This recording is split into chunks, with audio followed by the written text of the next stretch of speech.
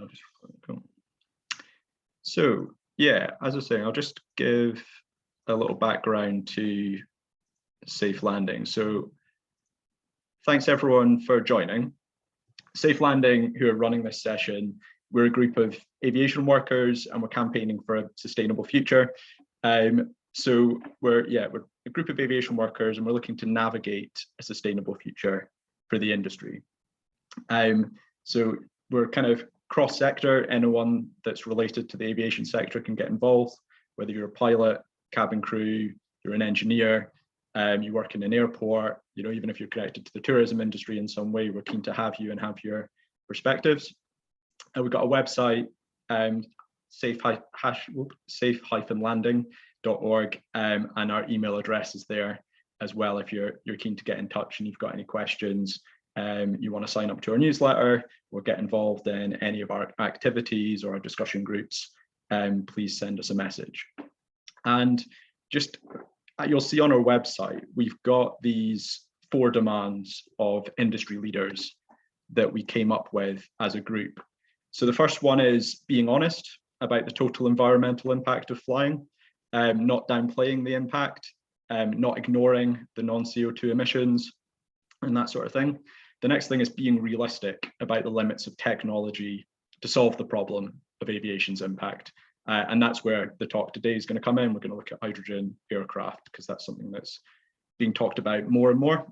And yeah, the next thing is to be transparent about future regulations that are actually required to reduce emissions and we think are really important and vital. And then the final thing is to have a plan that's credible, it accounts for those above things, and it supports workers during any transition of the sector. Like whatever that is, however we're going to get to low emissions on a pathway that's consistent with climate science, we need to be thinking about that as soon as possible and making sure that we think about the workforce and change. The transition to the industry is going to involve transitioning skills, transitioning what people are working on, and building the right stuff and buying the right stuff as well. So yeah, that's just a little background to our group. And yeah, we've got Jayant here today, who's a researcher at the ICCT. And yeah, I'll let you introduce yourself and take it away. Hi, everyone. My name is Jayant, as Finlay mentioned, and I am a researcher with the ICCT, which is the International Council on Clean Transportation. And full disclosure, you might see me wince once in a while because I had an accident this past weekend and sort of broke a rib. So if you see me wince, it's either because I have moved in the wrong way or Tottenham has scored against Arsenal in the North London derby, and I'm an Arsenal fan, and that might be painful for me too. But hopefully that's not the case. But anyway, that aside, I'm part of the International Council for Clean Transport. We're a independent nonprofit research organization, and we primarily advise governments worldwide on how to reduce transportation emissions using the best available science. So we strive to provide that science to them.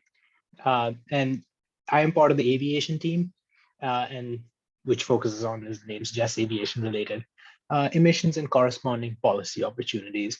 We work on a wide slate of projects. This slide sort of contains a little sprinkling of different ones, going from emissions tracking, SAF policies, zero emission aircraft, frequent flyer levies, non-CO2 impacts. We really try and run the gamut of all things aviation and climate related.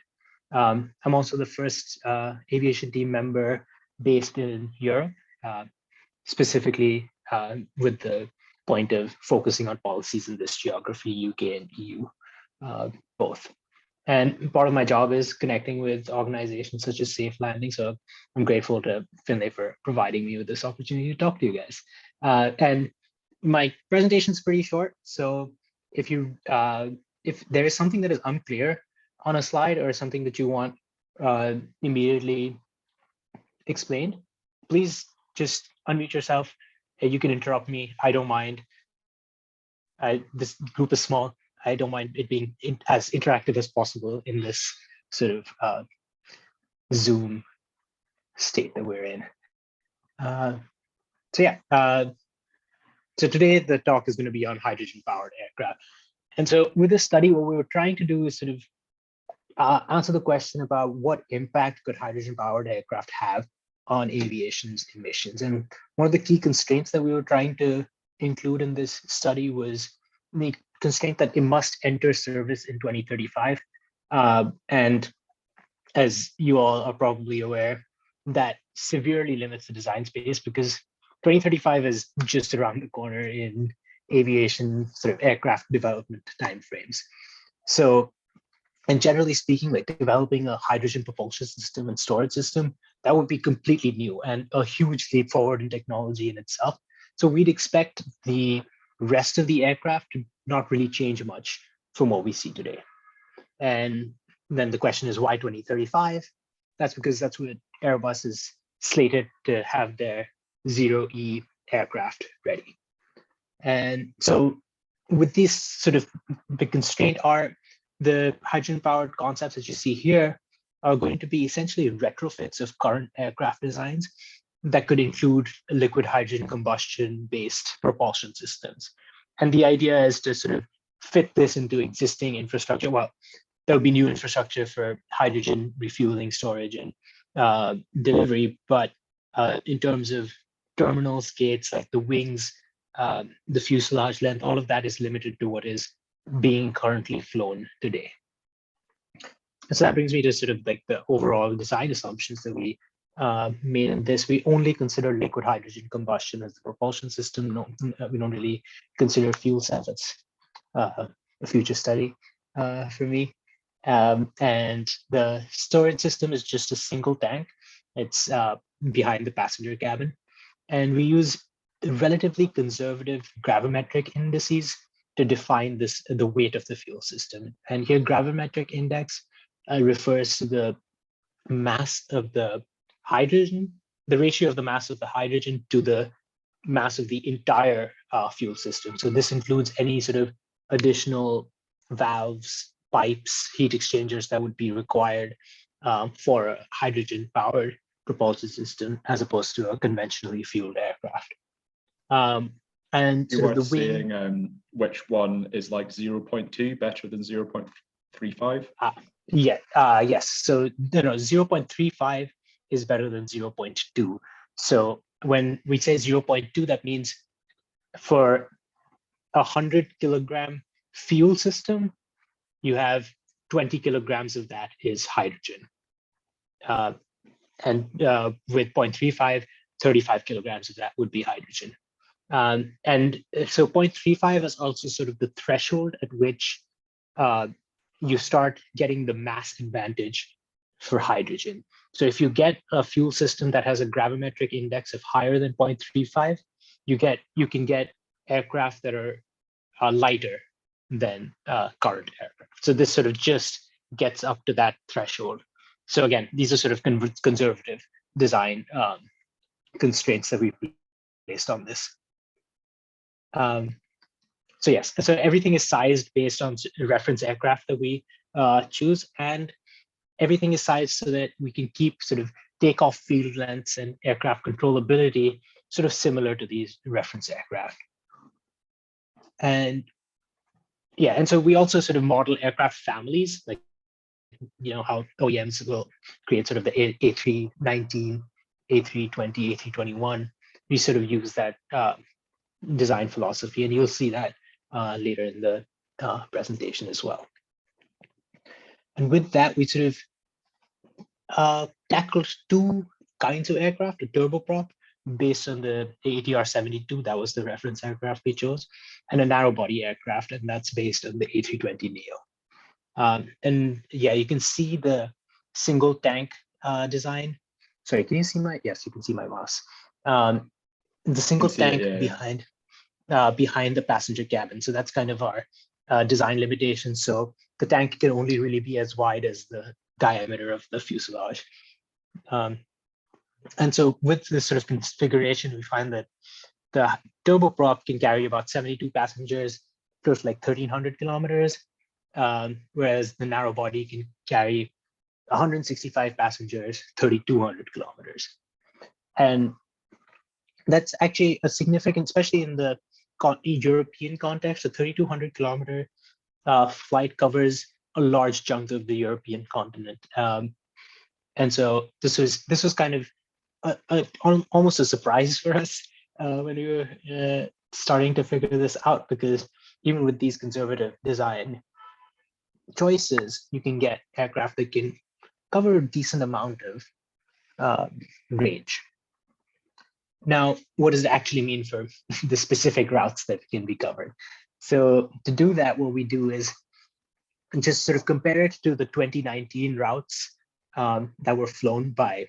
In this case, I'm going to show a series of plots for the narrow body routes.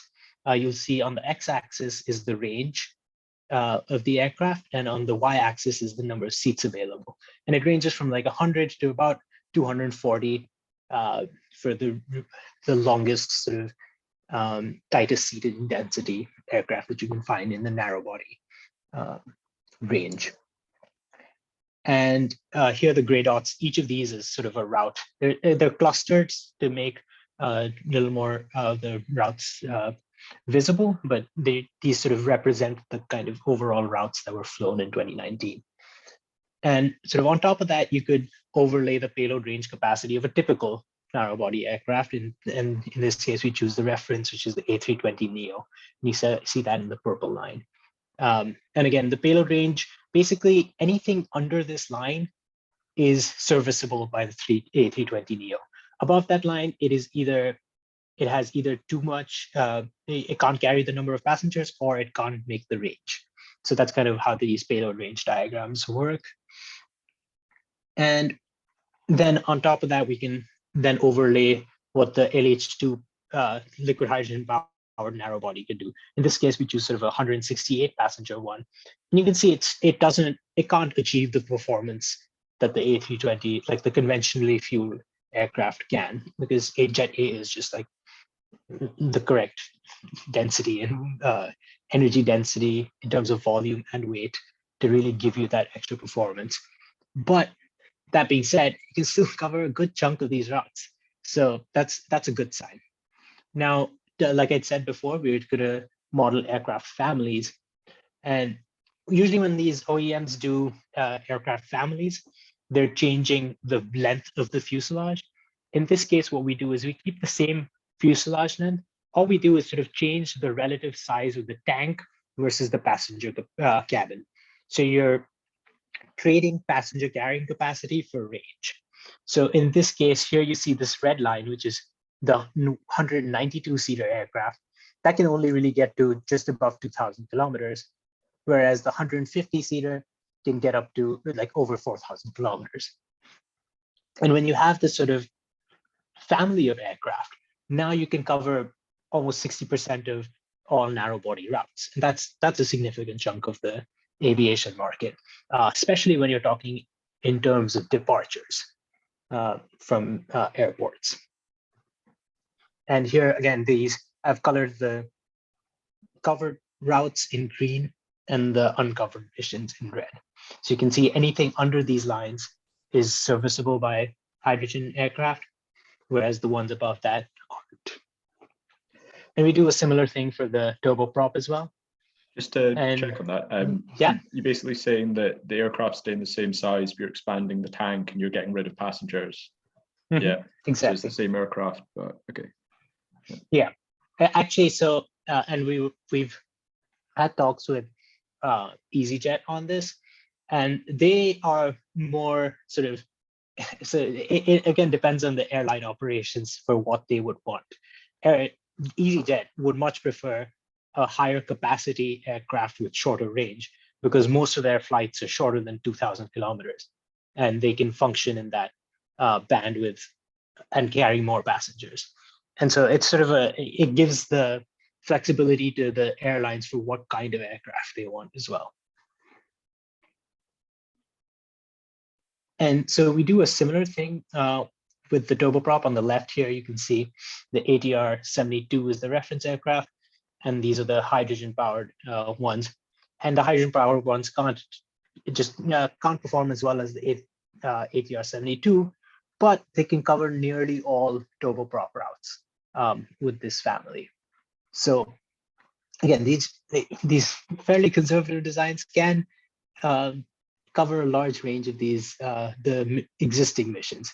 It also goes to show that current aircrafts are kind of overbuilt for what they're used for as well. But that's a different conversation. And so now when you look at these, we've only been looking at turboprop and narrow body routes. So what does this mean in the context of the entire passenger aviation market? And when we take into account all long haul routes and things like that, these hydrogen powered aircraft we find can cover almost a third of the entire global passenger aviation market. And in this particular plot, I want you to mostly focus on sort of the relative size of the blue bar versus the brown bar. The blue bar represents the narrow body aircraft. The brown bar represents the turboprop aircraft. And the y-axis here is the percentage of the global aviation market that is covered by these aircraft. And you can see that the narrow body has a much bigger impact in terms of being able to cover more routes and more of the market than the turboprop. And that's mostly due to its larger carrying capacity. You have, I mean, there's multiple sets of these. Going left to right, what's changing is the tanks are getting lighter and the seating density is getting tighter. So if you have a lighter tank and a tighter seating density, you can cover more of the market. That seems to be, it sort of follows what we would expect. And so not only were we looking at the market, we're also looking at the different fueling options. And we investigate a few different options with Jet A and E-kerosene on the hydrocarbon side. So Jet A is the brown one, E-kerosene is the red, and blue and green hydrogen, which is blue and green bars on the hydrogen side. And since we're mostly a Eurocentric group, we'll just focus on these first two clusters of the bars. And what we see is that green hydrogen would be cheaper than E-kerosene. And E-kerosene is the holy grail of sustainable aviation fuel. It is hydrocarbon that is produced using hydrogen that's produced using electrolysis and either direct air capture or point sourced industrial carbon. And so green hydrogen would be cheaper than E-kerosene on a dollar per RPK basis. And that is really important because that's the main competitor for hydrogen aircraft. Hydrogen aircraft, the competition is between either SAF or hydrogen. It's not really between Jet A and hydrogen. And what we see when we compare Jet A and hydrogen is Jet A is going to be significantly cheaper than hydrogen in terms of fuel cost. And you would need a carbon pricing to bring that cross parity. And in 2050, you'd need about 260 euros per ton of carbon emitted to get the cross parity between green and Jet A. Blue hydrogen is going to be more expensive, and the residual emissions associated with blue hydrogen also make it a less desirable fueling alternative for hydrogen aircraft. Do you assume in the US it's cheaper to make hydrogen and E-kerosene because the cost of electricity is lower? Yeah. Yes, US just has a much higher capacity for renewable energy, and so the cost of energy would be overall lower. And so now when we look at the overall carbon mitigation picture, now these aircraft would enter service in 2035, and then they would slowly get turned over into the fleet as older aircraft get retired. And when you take that into account, hydrogen aircraft are most likely to provide sort of a 6 to 12% reduction. And that's sort of the red and the yellow bars that you see here. The black bar here is sort of the baseline case where nothing changes. And that's where we get to about almost 2,100 million tons of carbon emitted every year by 2050. And so from that baseline, hydrogen could provide most likely a 6 to 12% reduction in like a dream scenario where all replaceable routes all routes that are replaceable by these liquid hydrogen aircraft are serviced by them, then you could sort of cap emissions at those 2035 levels and get that sort of flatten that growth rate. But that is, again, unlikely because there's that would mean retiring a lot of aircraft very quickly, which airlines aren't likely to do. And so what this says is basically hydrogen, it's not a silver bullet. It's not going to magically decarbonize aviation, but it's also not completely hopeless. Like 6 to 12% reduction is still key. And especially when you think about how this could be decarbonizing specifically short to medium haul aircraft. And that can sort of concentrate the limited supply of SAF that we have to the longer range flights, which are unlikely to be decarbonized by hydrogen or even less likely to be decarbonized by electric aircraft. What made you go for, so you've said like the most likely is kind of 30% basically, and you've got like low as 20, high as 40 in turn. What kind of made you pick that as your most likely range? So that's actually from our models of actually turning over the fleet.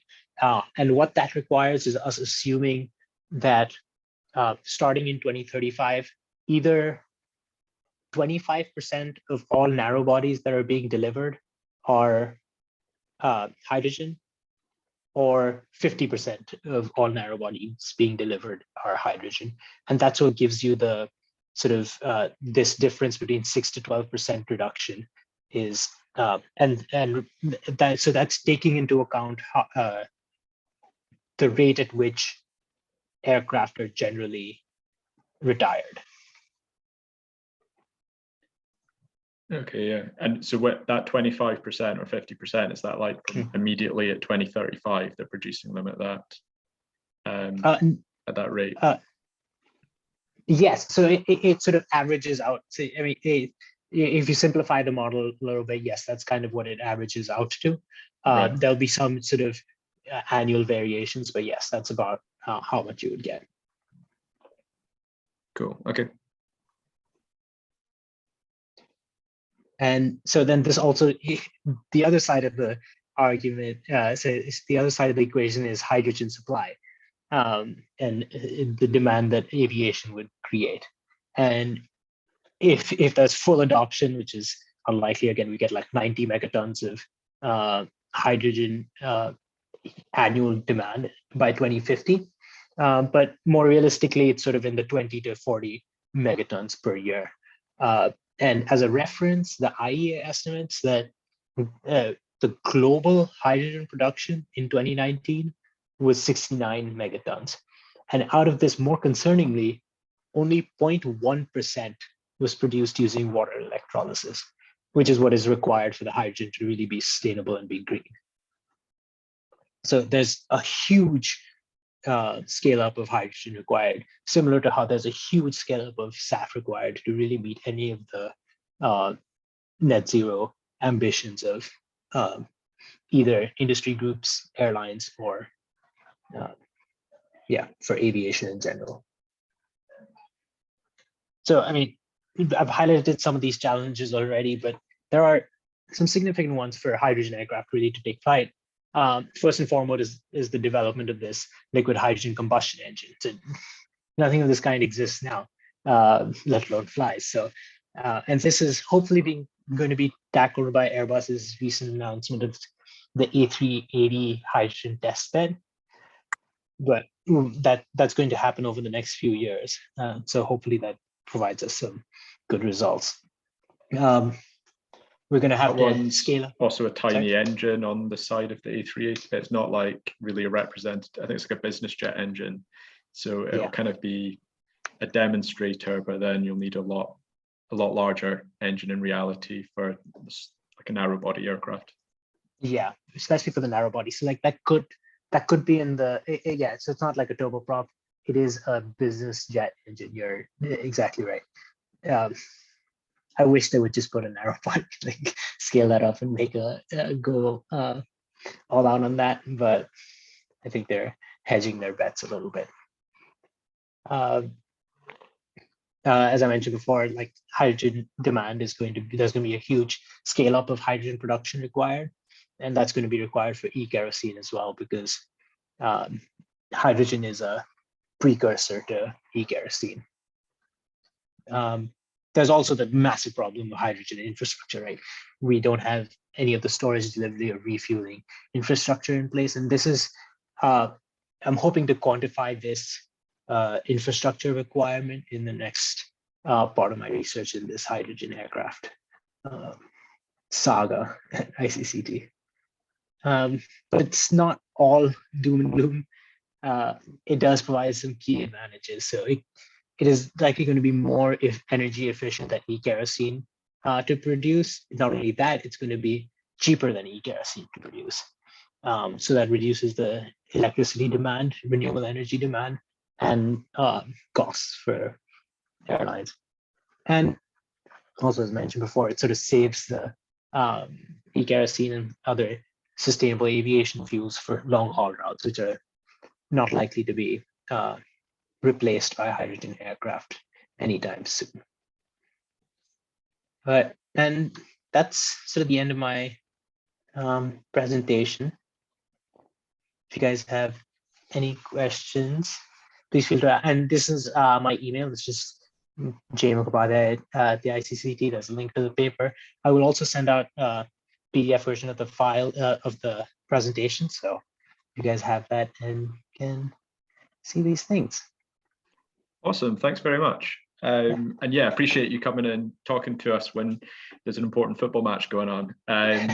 Yeah, if people have questions, put up your hand like George has, and we'll kind of, I'll try and make a note of it and do it in turn. George, what do you want to ask? Thank you, Giant. That was really, really interesting. You said at the end there that hydrogen production reduces the demand for renewable energy. Does it reduce it in any significant amount? Because I guess what we've been seeing is that SAF requires quite a huge amount, an upscaling of renewable energy, and really competes with demand for everything else that we have to power. Does hydrogen reduce it in any meaningful amount, or is it not really? So it is relative to e-kerosene. So e-kerosene takes about 20% more renewable energy than green hydrogen to produce, basically. So that it's not like half the amount of energy, but it is a little bit less. And you're right. And I think this is a huge. This is actually a huge point that is perhaps not talked about enough when they're talking about replacing jet fuel with SAF and hydrogen. That our projections are saying that in 2050, in the most aggressive sort of scenarios, you would require aggressive in the sense that aggressively decarbonizing scenarios, the demand on renewable energy from aviation would equal the current global production of renewable energy. So like that, as much renewable energy is being produced today, that would be added to the demand in 2050. And so that's a huge amount. And there's obviously no one's talking about the plan to do that, which is a little bit concerning. And that's why I think we harp on additionality of the renewable energy that is used to produce these fuels constantly, because it needs to be done in addition to all the grid decarbonization that is already being planned. Yeah, so it's 20% more efficient, but it's versus a very inefficient thing that you're comparing it to. Yeah. So the energy efficiencies are like 56% for liquid hydrogen versus 46% for e-kerosene with direct air capture. So in both cases, it's about the half the energy that is being put in is going to come out. Jonathan, if you got a question? Yes, first, thank you, Giant, for this interesting presentation. Well, my name is Jonathan Disquet. I'm associate professor in Canada, at Concordia University. And there is one thing that I would like to have more info on is the fuel system gravimetric index. You said you take conservative value, or you look at a range between 0.2 and 0.35. Where does it come from? And does it include the fact that you have to keep the liquid hydrogen below minus 253 Celsius? And if you change this value, how does it affect your results? Kind of a sensitivity analysis. Yeah, that's a great question, actually. So it does include, so this is, this gravimetric index includes basically all the insulation and things like that that you would require for keeping the hydrogen at that cryogenic temperatures. The reason why I say it's a conservative estimate is because studies like done by Lockheed Martin, not in this decade, but like a decade ago, suggested that they could reach indices of about 0.7. And this is conservative in that sense because the reason why I chose conservative estimates is because there aren't any liquid hydrogen tanks of the size that we need for these aircraft that exist currently. We've never needed it. We've only needed either smaller ones for sort of regional storage of it, or gigantic ones for launch vehicles. And when you're talking about launch vehicles, they can reach gravimetric indices of like 0.8. And so there's nothing in this sort of capacity for us to really get a good value for that gravimetric index. And in terms of how much it changes the performance. So if I go from 0.35 to 0.5, which is like the highest end of what I've investigated, it adds about 300 to 400 kilometers of range on the narrow body aircraft. Yeah, and the reason why I chose 0.5 is that I investigated 0.5 is because recently they came. There was a composite liquid hydrogen tank built where they said that they could reach gravimetric indices of 0.5. And is it easier to do that if you've got, in your study, you've got a singular tank? I've seen other aircraft that have multiple. Does it then become more difficult if you want to split your tanks? So for example, there's disadvantages with having the tank in the back, and you might want to balance that out with the tank behind the cockpit. And then would it be harder to get that overall with multiple? So yes, so the bigger the tank, the better the gravimetric index you can achieve. The problem with having a tank behind the cockpit is you need access to the cockpit from the passenger cabin. Then you need to create sort of a alleyway through the thing, and that makes it really hard for the tank to survive the conditions that it needs to survive because of stress concentrations in those areas. But yes, in general, the bigger the tank, the easier it is to, the better gravimetric indices you can get. Yeah. I know the A380 is going to fly a similar technology and with a couple of tank with liquid hydrogen there. Do you know what is or will be, or what will be the gravimetric index? No, unfortunately not. I've tried, they're very tight-lipped about that kind of information.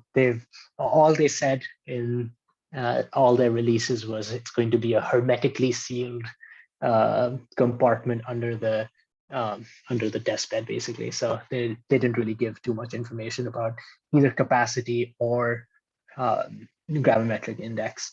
Boeing recently tested a composite liquid hydrogen tank, which is almost exactly the size of the one that we modeled for the liquid hydrogen for the narrow body, almost the exact same diameter. they didn't mention any gravimetric indices, but they said they were successful in their testing. So, I mean, if you look at the A380, the concept of it, there's kind of 4 separate tanks that are quite small. So I imagine they're going for relatively standard. You know, it's not like powering the A380 or anything. It's just kind of there to like, can we fly something round? Can we have a combustion engine running on hydrogen at altitude and measure all of the parameters and stuff, rather than trying to do a product, which makes sense, like to start small, but it kind of illustrates there'll then need to be another demonstrator with a product type, and that will take another, you know, looking at this one at 2027, if there's no delays, and then you're going to need another 5 years for the demonstrator. And if you know aerospace timescales, you get into you're heading towards 2040 quite quickly. Yeah. So also, it did this whole gravimetric index question. There is a lot of like theoretical research on this, where people theoretically design installations, tank walls, do stress analyses, and come up with gravimetric indices for those. And those are higher than 0.2 or 0.35. Those are usually 0.7, 0.8. But that's also not including any sort of additional weight of heat exchangers or like bigger pipes or bigger valves or like different valves that you would need. It's a simplification in our case where we just sort of lump everything together and say, okay, 0.2 to 0.35. But that's the best that we could do. And the reason why we go up to 0.35 is because that's sort of where you get mass parity. Beyond that, you start reaping the benefits of hydrogen being lighter. So that's kind of a target, a minimum target. And it sounds like you're confident it can be matched. That's why you say it's conservative. Okay, that's interesting. I'm still wondering if the safety aspects, and you know, when they will have to certify it, when they will have to put all the redundancies, what will be this index? But having an idea that it has to be 0.35, and maybe without all those safety considerations, it can go very high, like twice that. It's maybe definitely a promising start. I agree. And it does. So if we do a little bit of like the details of the tank design in terms of you need to have it needs to not be completely full so that it has space for boil off gas without needing to vent. It needs to be built to a higher pressure than just sort of atmospheric, because there will be pressure buildup when boil off happens. So there's a little bit of that that's taken into account based on some of the theoretical studies that are done. But again, it's really hard to say until someone builds one. So. And because you can't put the fuel in the wings, and you've moved the tank to the back, did you kind of include, I feel like I might have asked you about this before, but like, did you include then like the knock-on effect to the wings, and like you need to make the tail bigger to counteract the weight and stuff? Yeah, so we take into I forget what it's called, but you basically the tail has to be a lot bigger, and I think in the illustrations it's sort of drawn to scale. I tried to draw those. Well, I didn't. I asked someone to draw those to scale, but they're a lot bigger so that you can have the same controllability. It's called the tail volume. It's basically the surface area of the tail multiplied by the distance to the center of gravity. Since the center of gravity is further back, that length scale becomes smaller, so the area has to be a lot bigger for the to get that same tail volume coefficient as the reference aircraft. Cool. If anyone's got a Loic, do you want to jump in? Yes, thanks. I don't know. Yes, if you have my camera. Loic Bonifacio from Aero Decarbonise in France. Thank you for the presentation. It was very interesting. I had a question about your slide with 6 to 12% of reduction in emissions. I'm not sure to have well understood the calculation. It's CO2 equivalent, so I suppose the non-CO2 effects are taken into account. And so for hydrogen, what values did you use? And for CO2 only, did you count it zero or near zero with green hydrogen? How did you do this calculation? Yeah, so it's CO2 equivalents, but it's actually not taking into account contrails and NOx. It's including greenhouse gases like methane and carbon monoxide, but not the effects of NOx or contrails, which are like the non-CO2 impacts that people refer to in aviation.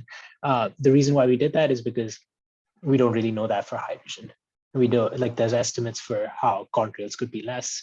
There's estimates for how contrails could be more with hydrogen aircraft because you're emitting more water vapor, but you don't have any soot for that water vapor to condense around, so that it's completely theoretical, basically, on the non-CO2 side for hydrogen combustion. And in terms of CO2, yes, we basically, we assume like 0.4 grams of CO2 per megajoule for hydrogen. And that is, I'm not entirely sure where the 0.4 is from. I think it's from the transportation of hydrogen from a source to the aircraft. But in terms of the production of the green hydrogen, yes, we assume zero, because renewable energy is assumed to be zero in this case. We don't take into account sort of the infrastructure building emissions of sort of solar panels, for example, or windmills. Okay, because I was surprised. I assumed the value was going to be higher than 6 or 12%. But I suppose also it's because in parallel there is the growth of the traffic, and so it cannot totally decorrelate both of the curves. And okay. Yeah, so the 6 to 12 is actually mostly because of the fleet turnover. It would only be introduced slowly. There's no way for them to immediately replace all. So if it did immediately replace all the replaceable routes, then you get like 30% reduction. But that's not likely to happen. That's why we get 6 to 12% is sort of more realistic on the 2035 to 2050 timescale. Just on the non-CO2, like, I know it's not in your report, but it's something you probably discussed as an organization, right? And my broad, it'd be interesting just because you've talked to various people when you've done this study, like my broad understanding is water vapor has a worse impact at higher altitude. So if you were designing hydrogen aircraft that produce lots of water vapor and you're concerned about that, you'd optimize for a lower altitude perhaps than you would a conventional aircraft burning kerosene. And then that suggests to me you might want to fly slower. Is that kind of rationale correct, or does that not follow what the discussions you've been having? We haven't really discussed in terms of cruise altitude optimization for these. For all of these simulations, I was just assuming 3,500 feet, sorry, 35,000 feet, 10,000 meters, like the usual cruising altitude. And speeds were like 0.78 Mach, which is, again, standard for these narrow body aircraft. Yes, you are correct in that water vapor does have a higher impact when it's up there, and it has the worst impact when it's actually turns into persistent contrails. Or at least that's what the science says in terms of radiative forcing, or the models say in terms of radiative forcing. And the reason, and like contrail formation, we don't even know that for jet jet fueled aircraft right now, like let alone hydrogen aircraft. Well, we know that they're formed. We don't have a good model of when they're formed, why they're formed, what are the specific conditions for their formation, and what are the specific radiative forcing of that of those contrails as well. So yeah, it's a little bit of a I mean, in terms of future studies that we're doing, initially I was thinking we would do something on hydrogen contrail formation and non-CO2 impacts of hydrogen, but because it is so speculative right now, there's really not much really hard science that we could do in that realm. It's a little bit of a difficulty though, isn't it? When you're aiming for a 2035 entry into service, you've kind of got to get it right first time. Realistically, we're going to have iterations though, but that's going to push back when this gets productionized. So it's questions like that when we're like, we literally don't know if we go higher, whether the radiative forcing will be worse. And then we might need to re-optimize it for a lower altitude, different speed. That would require a complete aircraft redesign, recertification, right?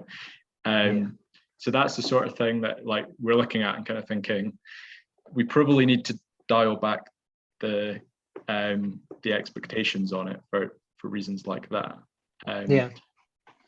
And so one of the good things about the A380 study is because you have both the jet fuel and the hydrogen aircraft in the exact same place.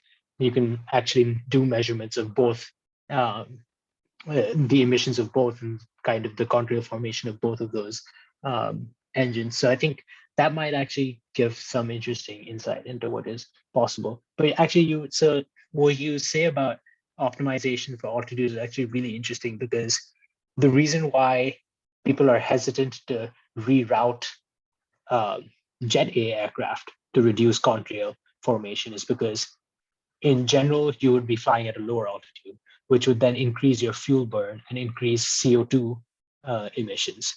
So then you have this balance of CO2 emissions versus non-CO2 emissions.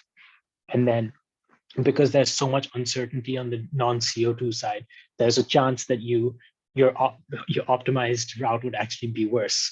And so it's really hard to know which one. But with hydrogen, you don't have CO2. So that's out of the question. So you might be able to fly at lower altitudes and it would be better. George?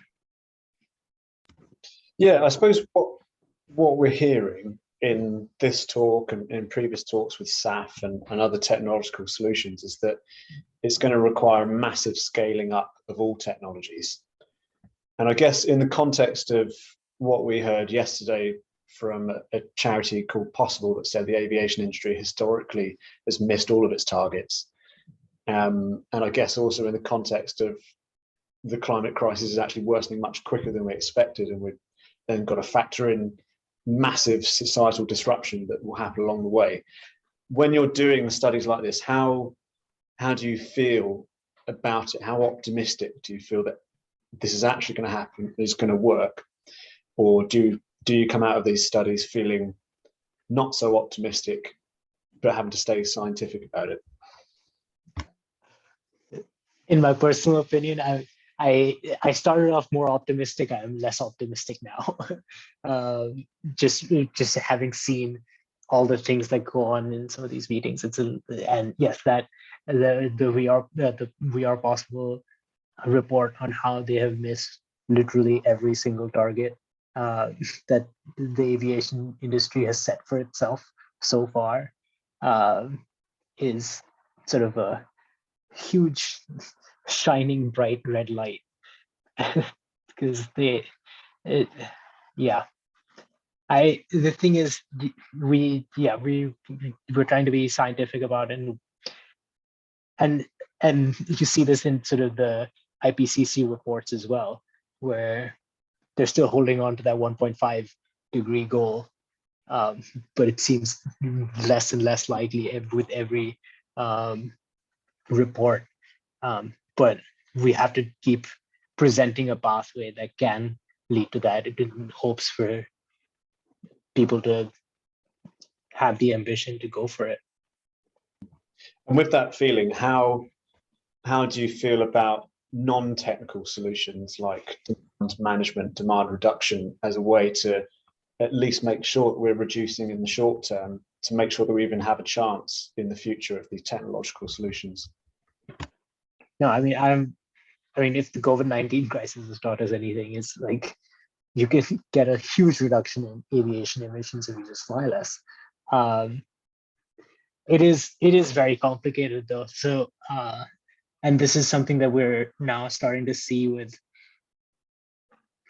one of the studies that we're looking at that I'm not directly involved with is on like a frequent flyer levy, and to tax people who fly very often. And then there's a whole lot of sort of equity challenges that come with that, because now you have, like, how do you, like, if you have someone that lives abroad, are they allowed to go back home? Like, that's it. And like these sort of questions of who deserves to fly become really tricky. In general, I am all for trying to manage demand and flying less, or taking the train whenever possible instead of flying. It is just really hard to do that in an equitable manner that is, and enforce that through policy, because there are countries that don't fly now but would like to fly, like to be able to fly. And this is a conversation I had with someone at the World Bank at a recent meeting in the International Transport Forum, where he was talking about client countries that are rapidly developing, and with that development is a huge increase in demand for aviation. And I see that in my home country in India as well, where you have airports being developed in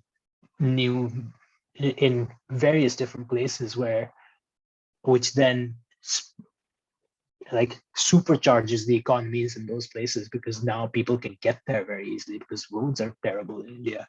So it's a really hard question to sort of tackle in an equitable manner, and that's why we're trying to do these studies with frequent flyer levies and modal change shifting to high-speed rail and things like that. See what is possible outside of just SAF and zero-emission aircraft. I think it'd be, on your chart with the hydrogen and the e-kerosene, you showed the emissions price per ton of CO2.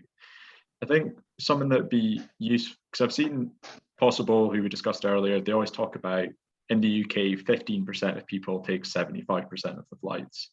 And I've seen a graph from your organization that shows for the US, a kind of like most of the emissions are coming from people that are flying 6 times or more per year kind of thing, and 50% of the population doesn't fly at all.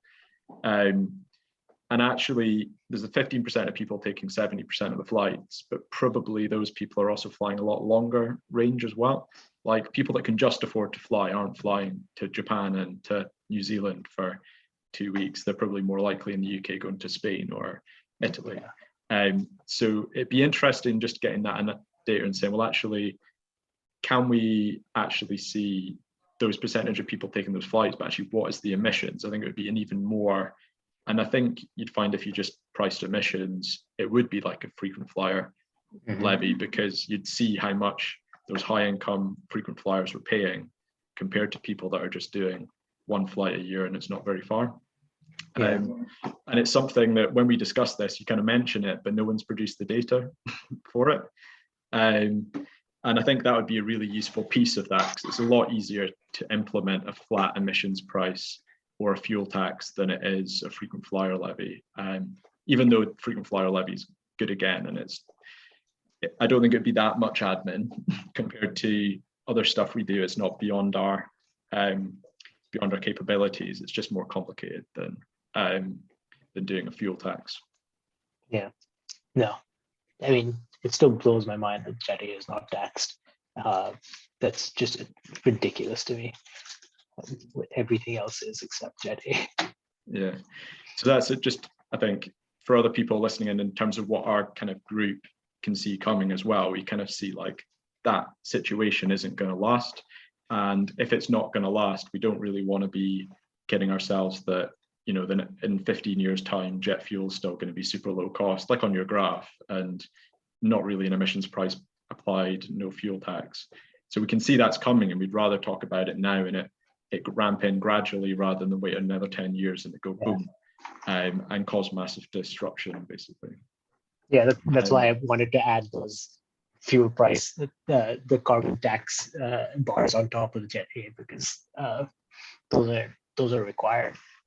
But there's this flip side of, as we decarbonize and reduce our demand on oil will get cheaper because road transport would require it less. Production would still be the same. You have less demand, more the same supply. It becomes cheaper, which is also another huge concern. And this is actually modeled out by the International Energy Agency in their sort of sustainable development scenarios.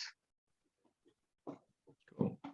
Right, has anyone got any final questions, or shall we leave it there? And yeah, cool. Looks like in the chat. Okay, yeah, I don't think we've got any more questions, but yeah, thanks very much for giving us our time, particularly, I know it's an hour ahead in Germany, isn't it? So it's a bit of a late one. So yeah, really appreciate you coming and sharing that analysis with us. And I'm sure if we've got more questions as well, we'll definitely fire them across to your email. Yeah, so what did you say your next study is? It's well, right now, just about to come out in the next month or so should be an electric aircraft one.